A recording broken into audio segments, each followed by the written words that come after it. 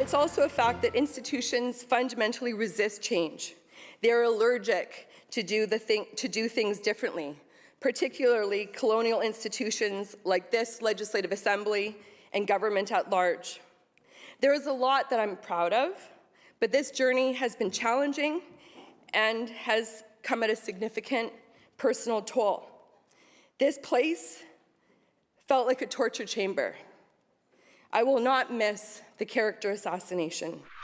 That's BC MLA Melanie Mark, who announced she's stepping down in a blistering speech about her political experience as an Indigenous woman.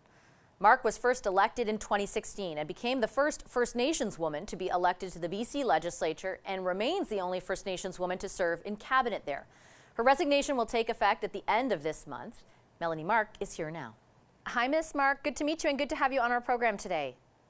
Hi, good to meet you too. Thanks for having me. Oh, it's my pleasure. I was listening to an interview you gave after you made the decision, after you announced your decision to leave the legislature, and you described the kind of feeling you had thereafter as cathartic. And I wanted to start off by asking you why you think it felt that way.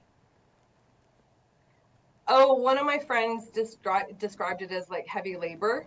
My first daughter was a 24-hour labor, and she was the best thing in my life. It was one of the best things that I ever did in my life was be an MLA and become a minister. And it was really hard to share those words in the chamber and say goodbye to that part of my life. So yeah, it was a very emotional day, but also a very liberating day, and a day that has made a lot of people proud in the province, and for my family. My girls are particularly very, very happy that I made this decision. Oh, I can understand that. When you call it liberating, why would you use that word? Well, I always saw myself as an advocate. I wanted to disrupt the status quo. I wanted to make change. I wanted to fight. I wanted to use my big mouth for justice, economic justice, social justice, environmental justice, and I did that in many ways.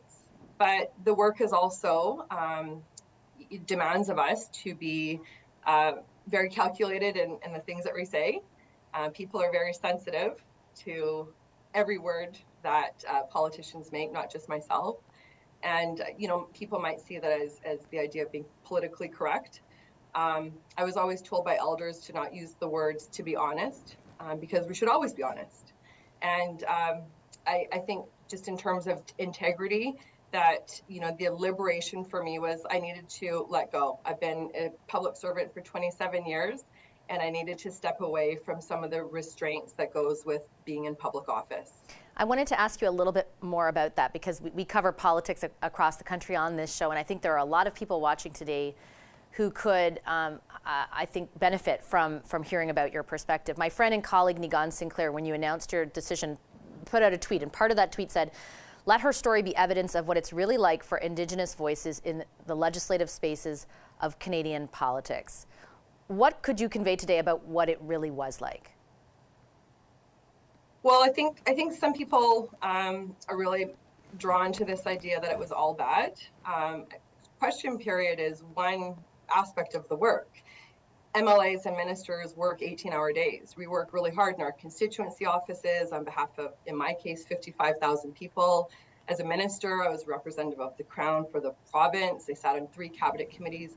What people see, though, is the theatrics of question period. They don't see the work that goes into being an elected official. So you can imagine what we're exposed to in those 18-hour days on social media channels, in our offices. Not everyone is always kind.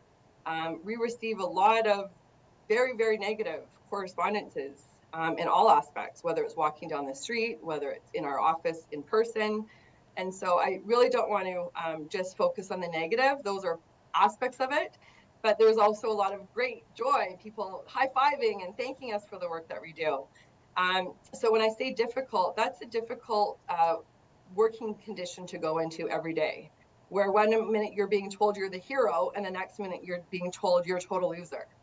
So you have to have a lot of faith in yourself, and that's why I talk about integrity, to know your truth. And I think for Indigenous people, we know the truth. I really wanted to make a point on this show. What guides me is the Truth and Reconciliation's calls to action. this is a roadmap that we as Canadians need to be using.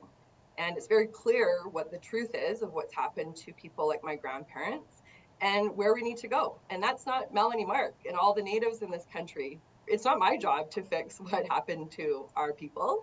It's upon Canadians to embrace the calls to action. And I think we're doing that. And I'm very optimistic that we are going to see a brighter future in Canada by telling the truth and working on reconciliation and bringing into action the 94 calls to action.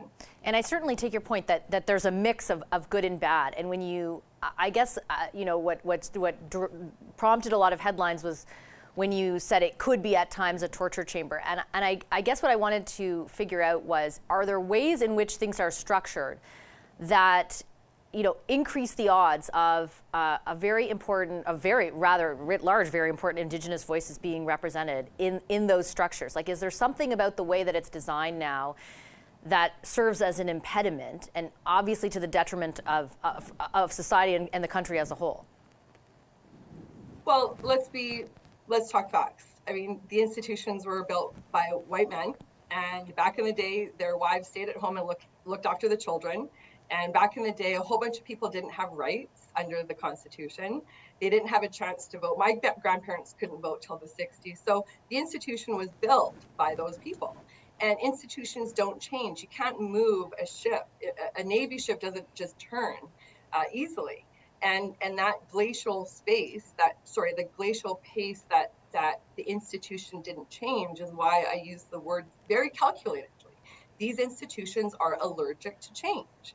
And I think we need to embrace the 21st century and bring things into being more progressive as a workplace. It's a workplace. Elected officials go there to do business. They go there to do work. They go there to create public policy and laws. And when I describe it as being dysfunctional, it's because there's such a restraint. People are holding on to conventions that were made 20, 40, 60 years ago. And so I really was deliberate in saying that this is not a partisan issue. It's the institution itself, the precinct, that needs to change the way it does business as a workplace. And then, in terms of caucus, our caucus has done a lot of great things that I know we don't have enough time to talk about, but childcare and using virtual tools so that we can participate in the chambers in our constituencies and be closer to our families. Those are progressive ways to make change, but those changes didn't come easy. It came with advocacy. And I hope that if my daughters ever decide to run to be an MLA in the future, that those working conditions are going to be better. Okay, I'm going to leave it there. Ms. Mark, thank you so much for sharing some of your time today. I really appreciate it.